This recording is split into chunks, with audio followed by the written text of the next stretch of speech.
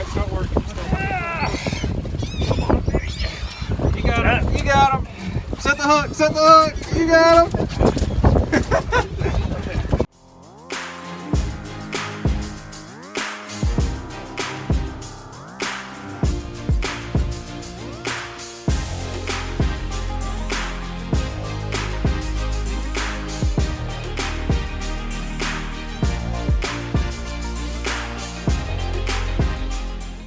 Morning, dudes. So I'm driving down here to my client's house right now. I'm gonna jump on his boat today. We're gonna go do some fishing. So hopefully it's a good day. I'm looking forward to it. He's got a really nice boat, so this should be an interesting trip. Why didn't know he didn't have to walk into it? That's right.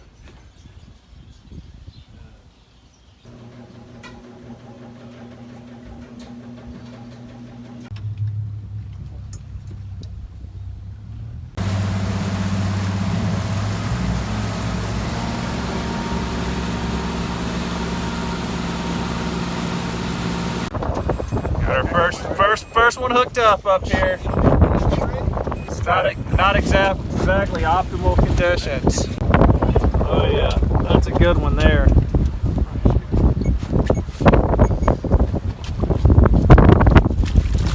Oh, nice fish. Nice one. I'll grab that by the tail. Okay. Nice one, man. That's a good one.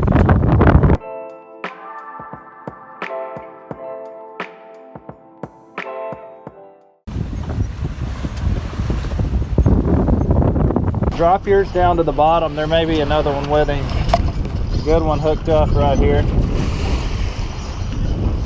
There he is. Oh, there's another one. There's another one. Yeah, they're all under the boat, guys. I'm seeing them on the sonar, so drop them down. There's a lot of them under the boat right here. So it's hard to even keep the boat steady out there. It's freezing cold. It's blowing 25 miles an hour, but we're catching fish. I mean, we've got a nice double hookup right here on big giant bull reds. So braving the elements has been completely worth it today. All right, man, let's release them. Okay. Just dropped the cell phone overboard. Need to upgrade anyway. Oh no, I guess I'll take a picture with my phone. All right, toss them back.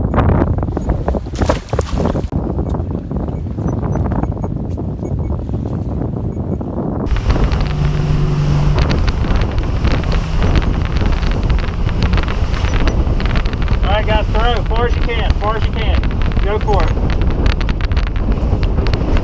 Go ahead and throw, they're all in there. There he is. Finally got one hooked up out of that group. There we go. Oh, there's another one. Double up, double up. Big school of redfish. They're just moving really, really quick. That's a nice one there. Yeah, that's a real nice one. Go ahead and release him. So as you can see, we're having a pretty decent afternoon. We're catching a few redfish. And then all of a sudden, it was like the dinner bell turned on and every redfish in that bay started feeding. I mean, there was feeding frenzy after feeding frenzy, and we caught non-stop fish the rest of the afternoon. You got him. You got him. Set the hook. Set the hook. You got him.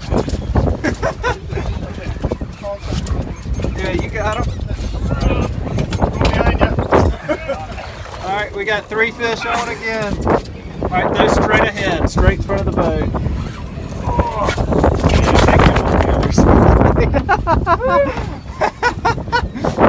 Oh, that's funny. No, you got one, man. You got one. Hook up, hook up. Woo! There he is, holding right there. One more coming down right there. Another one right there. Look at that. You got one too? Oh, got a fourth one. Got a fourth one. Quadruple hook up. Quadruple hook up. All right, 3 nice fish right there. Got a fourth one on it back there. Here. Nice first. Good job, buddy.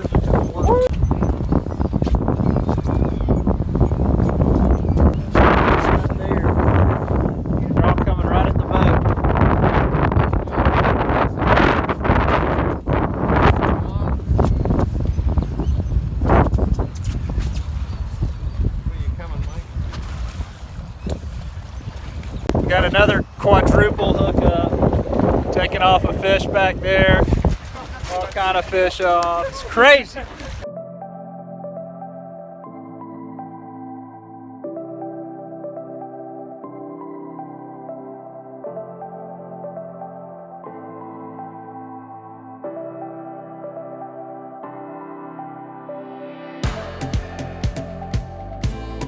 So all I could say about that day is epic. After catching over 30 big bull reds in Pensacola Bay, we decided to take it back in and call it a day.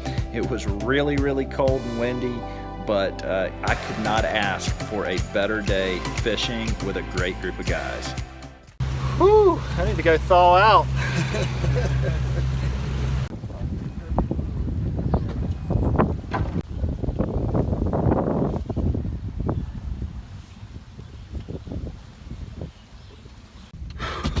That was an epic afternoon. I just got in the car.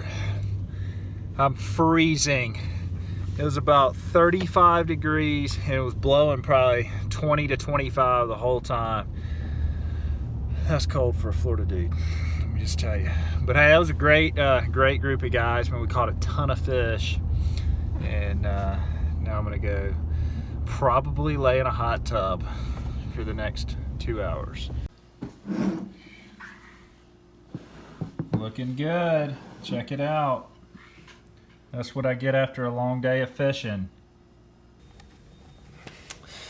All right, guys, so I'm back in the office now, and I hope you enjoyed that video, man. We had a lot of fun out there.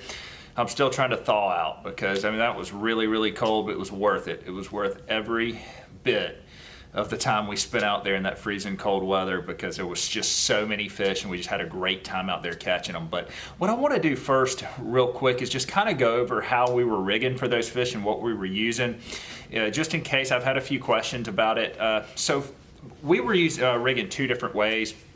First, we were just using a 2-ounce jig head for these fish with a big curly tail grub. And so these 2-ounce jig heads you could buy at any of your local bait and tackle shops on the coast. And they work great for these redfish. And the reason I like to use 2-ounce are because a lot of times you're fishing these fish in deep water. And so you'll see them come up to the top and they'll go down real quick.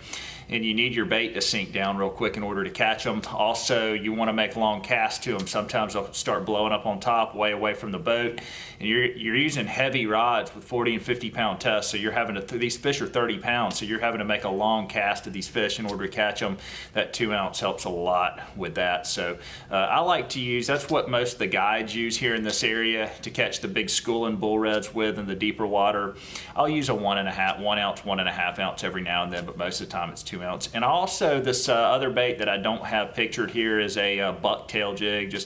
I use a 1 ounce to 2 ounce bucktail jig. You can get those at all your local bait and tackle shops as well, or chain locations. So they're pretty plentiful at all the stores. So that's those are the 2 jigs that I usually use this time of year for the big schooling redfish, in case anybody's wanting to know.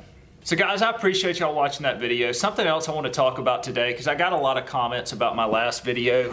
If you didn't see my last video, I cooked a fish in a dishwasher. I did it but for 2 reasons. One, I wanted to see what would happen because I saw Yak Motley cook a fish in a dishwasher. I thought it was interesting, so I wanted to see if it could actually be done, and it can be done. But guys, I got a lot of comments that were like, why am I cooking a fish and why are you doing something so stupid? Well, it was really kind of a test, guys. I make a lot of good fishing videos out there. I've made 150 fishing videos from my charters and just good quality fishing videos of me out there catching a lot of fish. And it's really sad that YouTube is like this, but it is. the stupider the video that you put up, the more views it gets. So that cooking and fishing in the dishwasher has only been up a few days, and it's gotten more views than any of my last 7 or 8, 10 videos that I've put up that were just like nice, normal fishing videos.